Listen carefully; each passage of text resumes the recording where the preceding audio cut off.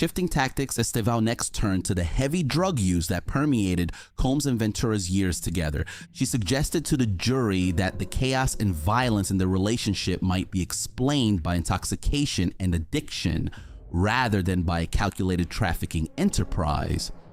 Under Estevao's questioning, Cassie acknowledged that by 2008 to 2009, the two of them were indeed get-high partners, as they sometimes jokingly called themselves. Didn't you refer to yourselves as that? Get-high partners? Estevao asked. Cassie managed a faint, rueful smile. We did, she admitted. They often took drugs together: cocaine, ecstasy, MDMA, ketamine, you name it. Cassie had tried everything, she said matter-of-factly. Both of them spiraled into addiction during those years. Cassie even agreed that Combs wasn't happy about her growing opiate habit, hypocritical as that felt to her, and that he had told her to stop doing drugs with her friends and only do them with him. Estevao latched onto that point to cast Combs in a somewhat concerned light.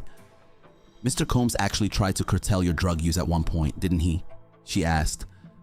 In Los Angeles, he instructed drug dealers not to sell to you as part of trying to get you help. Do you recall that? Cassie frowned slightly. He did do that at some point, she acknowledged, though I'm not sure if it was in 2016. And why did he do it? Estevao pressed. Cassie's eyes narrowed. She knew what the defense was implying. He suggested I get treatment, as Cassie answered carefully. He only wanted you to get high with him, not with your friends. He was upset when you did drugs without him, correct? Estevao posited, echoing an earlier statement Cassie had made. Cassie exhaled. Yes. If I used without him, knowing his reaction was explosive, she said, choosing her words deliberately. The subtext wasn't lost on anyone. Combs wasn't trying to help out of altruism.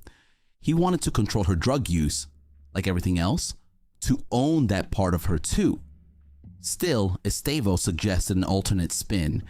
He told those dealers to stop delivering to you, maybe because he cared and didn't want you harming yourself. Isn't that possible? She floated. Cassie gave a slight shrug. He didn't want me doing drugs unless it was with him, she reiterated bluntly. On redirect later, the prosecution would no doubt emphasize that this was about control, not caring.